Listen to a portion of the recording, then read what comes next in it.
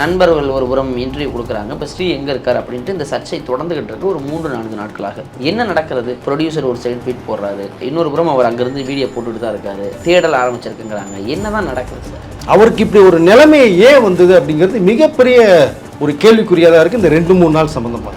But அவருடைய அந்த இறுதி கட்டமே பார்த்தோம்னா இருக்கப்பட்ட படத்தின் மூலத்துக்கு முன்னாடியே எஸ்ஆர் பிரபு அவங்களோட ட்ரீம் வாரியரில் தான் அவருடைய வாழ்க்கையை அங்கே தான் லாஸ்ட் டைம் ஃபுல்லாகவே ஸ்பெண்ட் பண்ணார். நல்ல ஒரு பேமெண்ட் கொடுக்கப்பட்டது. அதில் அவருடைய கதை இலாக்காவில் ஒரு பெஞ்சில் உட்கார வச்சாங்க அவரை.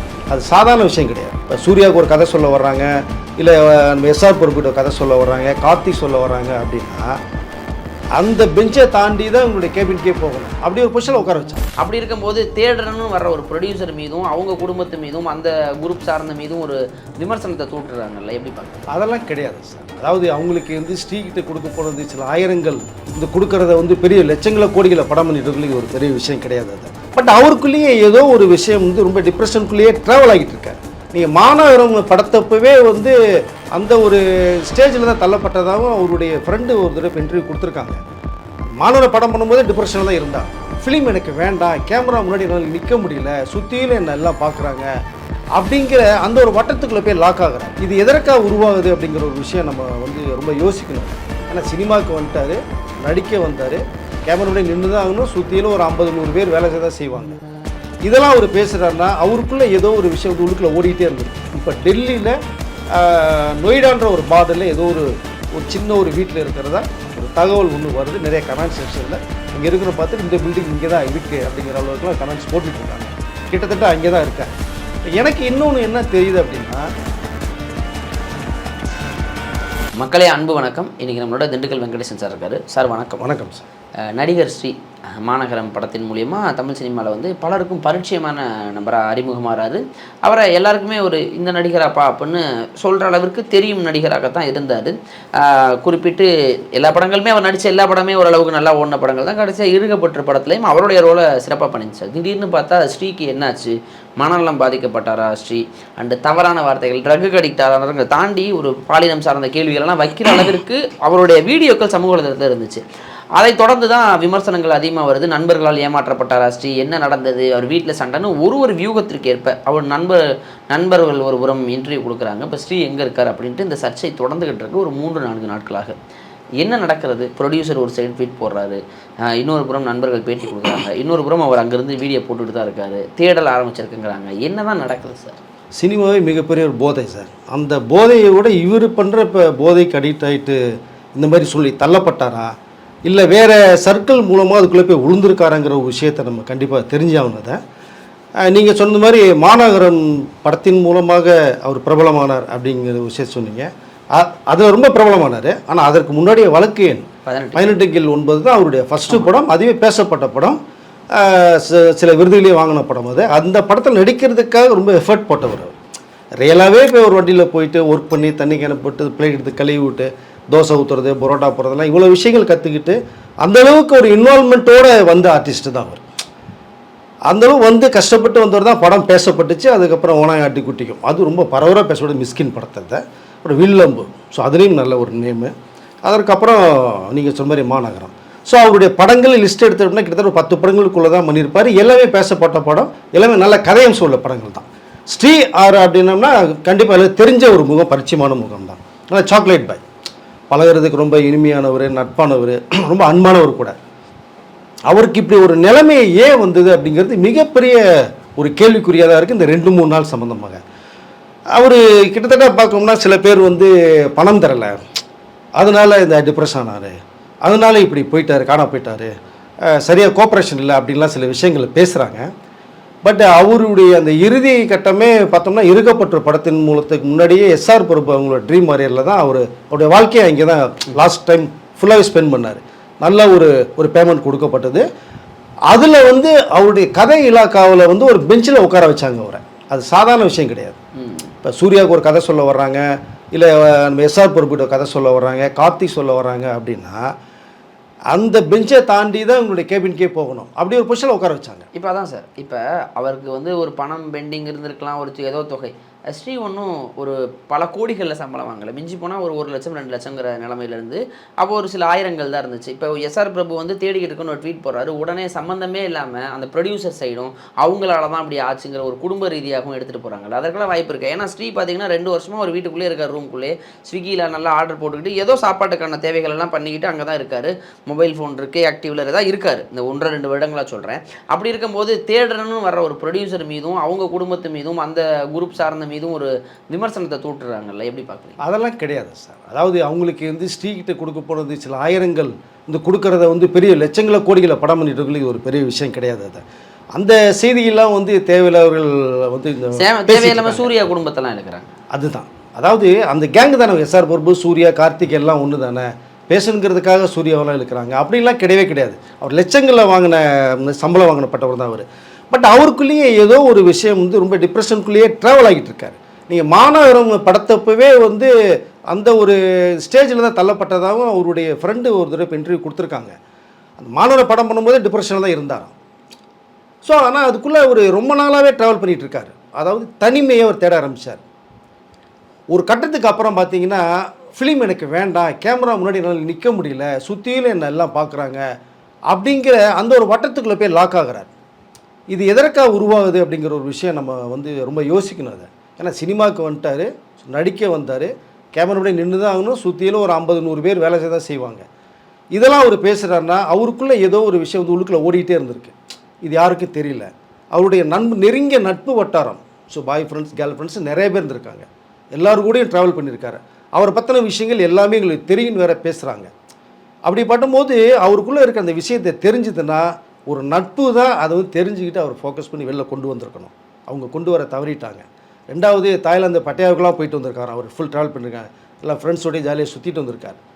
சரிங்களா, அவருக்கு லவ் பண்ணுற கேர்ள்ஸ் வந்து நிறைய பேர் இருந்தாங்களாம் இடையில. பட் அவர் அதுக்குள்ளே போக விரும்பலை அப்படின்ட்டு இருக்கார். காரணம் அவர் +2 படிக்கும்போதே இப்போ லவ்வில் போய் லாக் ஆகி இந்த லவ் ஃபெயிலியர் ஆகி அப்புறம் பேரண்ட்ஸ்லாம் வேணான்னு சொல்லி பேரண்ட்ஸ்லாம் அடித்து நெஞ்சு கூட ஒரு தழும்பு இருக்கிறதா ஒரு தகவல் வருது அவர்கிட்ட. காதல் தோல்வியிலையுமே ஆமாம் ஆமாம் ஆமாம் ஆமாம் அப்போவே வந்து அவங்க பேரண்ட்ஸ் எல்லாம் வேணான்னு சொல்லி பெரிய அட்டாக் பண்ணியிருக்காங்க. அந்த பேர் பாடியில் பார்த்தா அந்த தழும்பு இருக்குன்னு சொல்கிறாங்க அவன் ஃப்ரெண்டு. சரிங்களா, இது ஒரு பக்கம் இருக்கட்டும். ஆனால் இவர் எதற்காக இந்த ஸ்டேஜுக்குள்ள உள்ளே போனாருங்கிற ஒரு விஷயம் இருக்குது, வெளியிடர்களுக்கு தெரியாது. ரெண்டாவது பார்த்தீங்கன்னா இருக்கப்பட்டு பண்ணும்போதே இந்த டிப்ரெஷனில் தான் இருந்தாங்கிற ஒரு தகவல் உங்கள் ஃப்ரெண்டு தெளிவாக சொல்கிறாங்க. அப்போ அந்த நட்பு, ஏன்னா இதில் என்ன ஒரு சின்னா விருகமாத்தில் உங்களுடைய வீடு இந்த அப்பார்ட்மெண்ட்ஸ் இருந்தது, நல்ல வெல் டுடாக ஒரு medium class family, middle class family தான். அதுக்குள்ளே ட்ராவல் பண்ணுறாங்க, காரில் தான் ஷூட்டிங் வர்றாரு போகிறாரு. பட் அவங்க அப்பாவுக்கு ஒரு பிஸ்னஸ் டோட்டலாக லாஸ் ஆகிறதுனால சென்னையில் இருக்க முடியல, அதனால் பெங்களூர் ஷிஃப்ட் ஆகுறாங்க. பெங்களூர்லேயும் ஃபேமிலி ஷிஃப்ட் ஆகும்போது அவங்கள வந்து ஸ்ரீயும் கூப்பிட்றாங்க, நீ வந்துடுறா அப்படின்றாங்க. இவர் போக மறுக்கிறார். ஸோ இங்கே தனிமைப்படுத்துகிறார் அவர். ஸோ ஃப்ரெண்ட்ஸ் சர்க்கிள்கிட்டையும் உள்ளுக்குள்ளே போக முடியல. திடீர்னு ஒரு வாரம் பேசுவாராம், ஒரு 2 மாதம் வந்து டோட்டலாக எங்கே இருக்காருன்னே தெரியாதான், எந்த மொபைல் கூட எடுக்க மாட்டாராம். அப்போ ஏதோ ஒரு இஷ்டத்துக்குள்ளே அவர் உள்ளுக்குள்ளே போய்கிட்டு இருக்கார், அவருக்கு தெரியாமலே போகிறார். ஸோ நட்பு வட்டாரத்துக்கு கண்டிப்பாக அதை தெரிஞ்சிருக்கணும். அப்படி தெரியலன்னு கூட எதுக்காக இவன் அவாய்ட் பண்ணுறான், ஒரு வாரம் பண்ணுறான், ஒரு மாதம் பண்ணலாம், ஒரு மாதத்துக்கு வந்து தேடணும் இல்லையா, அதையும் தவறுறாங்க. திடீர்னு வந்து அந்த இருகப்பற்று முடித்த உடனே ஒரு ஆள் காண போகிறார், எங்கே போகிறான்னு தெரியல. இதற்கிடையில் வந்து இருகப்பற்றில் பணம் வரணும், அந்த வில்லம்பில் பணம் வரணும், ஓனாயட்டுக்குட்டி வரணும், இப்படிலாம் சில விஷயங்கள் பேசப்படுது. பட் எஸ்ஆர் பிரபுங்கிற அந்த ஒரு கம்பெனியில் இருந்ததுனால தான் இத்தனை நாள் வாழ்க்கையை அவருக்கு தெளிவாக போயிட்டு இருந்திருக்குன்னு நான் சொல்வேன். நான் அதை அந்த கதை டிஸ்கஷன் இலாக்கில் உட்காந்து ஃபில்டர் பண்ணுற ஸ்டேஜில் உட்கார வச்சுருக்காங்க. எல்லோரும் கதை சொல்ல வரும்போது இவர்கிட்ட தான் ஸ்ரீகிட்ட தான் சொல்லணும்.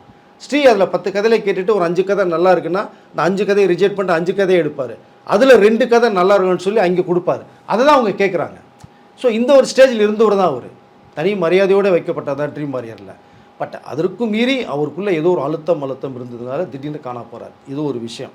பட் அவர் எங்கே போனார், எது போனார் 2 வருஷமாக தெரியல. இண்டஸ்ட்ரிக்கு அவங்க நட்பு வட்டாரத்துக்கே தெரியலன்றாங்க. ஸோ அதை அவருடைய பேரண்ட்ஸு ஃபோன் பண்ணி எடுக்கலைன்னு சொல்கிறாங்க, ஒரு காரணம். ஓகே, இப்போது சமீபத்தில் வந்து ஒரு 2-3 நாளாக தான் ஒரு வீடியோ ஒன்று விட்டு நம்ம எல்லாருடைய பார்வைக்கும் தெரிய வருது. அது ஸ்ரீயான் கூட நிறைய பேர் டவுட் வந்துச்சு. ஆமாம், இல்லை ஃபேக் அடியில் வர்றாங்க, ஏஐ டெக்னாலஜியில் விட்றாங்களான்லாம் விஷயம் பேசப்பட்டுச்சு. ஸோ அதற்கப்புறம் இது வந்து ஸ்ரீதாங்கிற எல்லாருக்கும் ஒரு முடிவு பண்ணுறாங்க. சோஷியல் மீடியாவில் ஸ்ரீயை பற்றி ஃபோக்கஸ் ஆகும், சில விஷயங்கள் வந்து இப்படி இந்த ஸ்ரீ இப்படி இருக்கார் அப்படிங்கிற விஷயத்தை தெளிவுபடுத்துகிறாங்க. தெளிவுபடுத்தும் போது இப்போது அவருடைய நட்பு வட்டாரம் ஒரு விஷயத்தை வந்து பேசுகிறாங்க. நல்ல விஷயம், நிறைய விஷயங்கள் அவங்கள பேசுகிறாங்க. அதில் நிறைய விஷயங்கள் ஸ்ரீயை பற்றி தெரிஞ்சுக்கிறோம் நம்ம.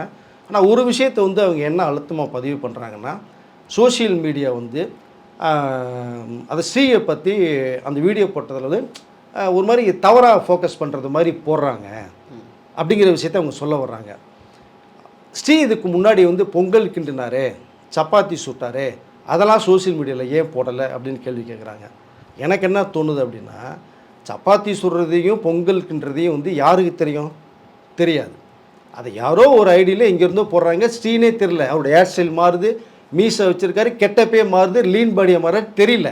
இந்த வீடியோ பார்த்தே தெரியல, அதுக்கு பிறகு தான் நம்ம கண்டுபிடிக்கிறோம். அப்படிங்கும்போது நான் என்ன கேட்குறேன், 2 வருஷமாக வந்து ஸ்ரீ எங்கே காண போயிட்டார்ல, தெரியல. அவங்க நட்பு வட்டாரத்துக்கு தெரியும் இல்லையா? அப்போ இந்த ஃப்ரெண்ட் சர்க்கிள் 2 வருஷமாக தேடணும். தேடலையா? ஸோ கண்டுபிடிக்க முடியலையா? அவர் ஃபோன் அடித்தா ஃபோன் எடுக்கலையா? ஓகே, சோசியல் மீடியா எவ்வளோ இருக்கு இல்லையா? நீங்கள் உட்காந்து பேசலாம். ஸ்ரீங்கிற ஒரு நடிகர், ஸோ எங்களுடைய மிகப்பெரிய நண்பர், அவர் காணோம், எங்கே போயிருக்கான்னு தெரியல, ஃபோன் நம்பர் அடித்தா எடுக்கலை, அவர் எங்கே இருக்காருன்னு நம்ம எல்லாமே சேர்ந்து கண்டுபிடிக்கின்ற ஒரு விஷயத்தை பேசலாம் இல்லையா? அவங்க அப்போல்லாம் வரலை. இந்த நம்ம சோஷியல் மீடியாவிலேருந்து இந்த ஸ்ரீயை பற்றி 2 நாள் முன்னாடி எல்லா பேரும் வெளியிட்டதன் நோக்கமாக அவங்க அதை பார்த்துட்டு இப்போ பேசுகிறாங்க, சோஷியல் மீடியா இப்படிலாம் ஃபோக்கஸ் பண்ணுது ஸ்ரீயை அப்படின்னு. சோஷியல் மீடியா வந்து இந்த அளவுக்கு ஃபோக்கஸ் பண்ணதுனால தான் ஸ்ரீ இந்த நிலைமையில் இருக்காங்கிறது எல்லாருக்கும் தெரிய வருது. இன்றைக்கி டோட்டல் ஹோல் இண்டஸ்ட்ரிக்கே தெரியுது இல்லைங்களா?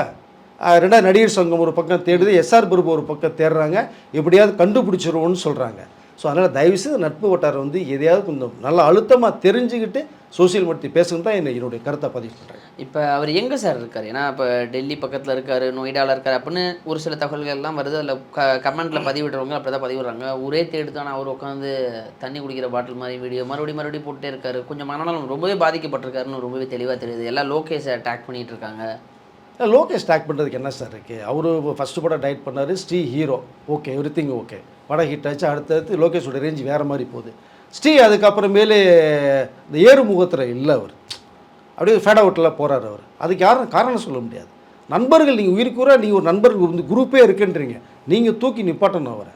அதனால் அது வந்து லோகேஷை போய் டேக் பண்ணுறது வந்து என்னை பொறுத்த மட்டும் தப்பான ஒரு விஷயம் தான். அவர் அடுத்த கட்டத்துக்கு போகிறாரு. இன்றைக்கி அவர் கூலி இதில் ஷெடியூலில் பயங்கர பிஸியாக இருக்கார். இப்போ தான் நமக்கே தெரிய வருது, டோட்டல் இண்டஸ்ட்ரிக்கும் தெரிய வருது. இப்போ லோகேஷ்க்கும் தெரிஞ்சிருக்கும். கண்டிப்பாக அவரும் அவருடைய நண்பர்கள் மூலமோ ட்ரெஸ்அட் பண்ணுவார், பண்ணி ரெக்கவரி பண்ணி கொண்டு வந்து தெளிவுபடுத்தி திரும்பி ஸ்ரீக்கு என்னமோ கண்டிப்பாக ஒரு நட்பின் ரீதியாக பண்ணுவார் அவர். பட் அவரை போய் இப்போ பர்டிகுலர் டேக் பண்ணுறது வந்து இது ரொம்ப தப்பான ஒரு விஷயம் தான். நீங்கள் சொன்னது மாதிரி எங்கே இருக்கான்ற ஒரு விஷயத்தை இடமோ சென்னையில் விரும்பு பார்த்துட்டு இருக்காங்க, சினிமானர்கள் இங்கெல்லாம் இருக்கா மாதிரி ஒரு ரூமர் போச்சு. பட் சென்னையில் இருந்தால் கண்டிப்பாக கண்டுபிடிச்சிடலாம் ஸ்ரீயை. டோட்டலாக அவுட் ஆஃப் ஸ்டேட்டில் இருக்கார். இப்போ டெல்லியில் நொய்டான்ற ஒரு பார்டரில் ஏதோ ஒரு சின்ன ஒரு வீட்டில் இருக்கிறதா ஒரு தகவல் ஒன்று வருது. நிறைய கமெண்ட் செக்ஷனில் அங்கே இருக்கிற பார்த்துட்டு இந்த பில்டிங் இங்கே தான் இருக்குது அப்படிங்கிற அளவுக்குலாம் கமெண்ட்ஸ் போட்டுட்ருக்காங்க. கிட்டத்தட்ட அங்கே தான் இருக்கார். இப்போ எனக்கு இன்னொன்று என்ன தெரியுது அப்படின்னா, இந்த 2 வருட காலமாக 1000 ரூபாய்க்கே கஷ்டப்படுற ஸ்ரீ ஒரு நட்பர் வட்டாரத்தில் அதுக்கு போகிறதுக்கு முன்னாடி ஒரு 2000 ரூபா பணம் கொடுலாம் கேட்டிருக்காரு. நான் ரொம்ப டிப்ரெஷனில் இருக்கேன், அதான் சினிமா நடிக்க மாட்டேன்னு சொல்லிட்டார், கேமரா பண்ணி நிற்க முடியாதுன்ட்டார், என்னுடைய ஒரு மாதிரி மென்டல் ரொம்ப டிஸ்டர்பாக இருக்குது அப்படின்னு சொல்லி டேப்லெட்ஸ் எடுக்கிறேன்னு சொல்கிறாரு. Okay, everything okay. அப்போலாம் அந்த சர்க்கிள் வந்து காப்பாற்றிருக்கணும், ஸோ விட்டுட்டாங்க. இப்போது எனக்கு என்ன தோணுதுன்னா, அவர் பணமே வசதி இல்லாமல் ஒரு சூழ்நிலை இருக்கா 2 வருஷமாக அப்படின்னா, இந்த டேப்லெட்ஸ் வாங்க காசு எங்கேருந்து வருது? 3 வேளை சாப்பிட்றாரு, ரூமில் இருக்கார், அதுக்கு ஒரு வாடகை, ரூமில் இருக்க வாடகை தரணும். ஸோ சாப்பிட்றதுக்கு 3 வேளை வேணும். அவர் வெளியில் போய் தான் ஆகணும். இந்த மொபைலில் நெட்டு போகிறதுக்கு அதுக்கு ஒரு அமௌண்ட்டு வேணும். இந்த அமௌண்ட்லாம் அவருக்கு எங்கேருந்து வருது? இப்போ அது எனக்கு ஒரு மிகப்பெரிய ஒரு கேள்விக்குறியாக மைண்டில் ஓடிட்டு. யாரோ ஒரு தொடர்பில் தான் இருக்கார், ஏதோ ஒரு நட்பில் ஏதோ ஒரு ரூபத்தில் வந்து தொடர்பு இருக்கார், அவங்க ஹெல்ப் பண்ணிட்டு தான் இருக்காங்க. பட் எதற்காக இப்படி ஒரு விஷயம் நடந்துகிட்டு இருக்குன்னு தெரியல. ரெண்டாவது, உண்மையிலே அவர் கொஞ்சம் அதாவது இந்த படங்களுடைய அடுத்த கட்டத்துக்கு வர முடியாத ஒரு சூழ்நிலை, இந்த டிப்ரெஷனு, ஸோ வாழ்க்கையில் பெரிய அச்சீவ்மெண்ட்டுக்கு போகலான்னு நினச்சிருப்பாங்க, போக முடியாத சூழ்நிலை, இதெல்லாம் ஒரு காரணம் தான். ரெண்டாவது சொல்லும்போது ஜெண்டர் மாறிட்டார் அப்படிங்கிற விஷயத்தெல்லாம் சொல்கிறாங்க. அதெல்லாம் கிடையாது, ஜெண்டர்லாம் மாற கிடையாது, நார்மல். இப்போ அவர் பண்ணுற விஷயம் அவருக்கே தெரியாமல் கூட இருக்கலாம். ஏன்னா அந்தளவுக்கு அவர் எடுத்துக்கிட்ட ட்ரக்ஸு வந்து டோட்டலாக அதில் சேஞ்சஸ் பண்ணலாம். பிரெயின் 2 விஷயம் சொல்லுன்றாங்க, ஒரு நல்ல விஷயத்தை செய்யணும்னு சொல்லணும், ஒரு கெட்ட விஷயத்தை செய்யணும்னு சொல்லணும்னு சொல்கிறாங்க. பட் இந்த கெட்ட விஷயத்தை பண்ணுறது இப்போ அவர் பண்ணிகிட்டு இருக்கிறது கெட்ட விஷயம் தான், மற்றவருடைய பார்வைக்கு அவருக்கும் தான். அவர் ரெக்கவரி பண்ணி வெளியில் கொண்டு வந்து பழைய ஹிஸ்ட்ரியை மாற்றணும்னா வீடியோ காமிச்சு அவரே ஷாக் ஆகலாம். இது நான் இல்லவே இல்லைன்னு அவரே சொல்லலாம்.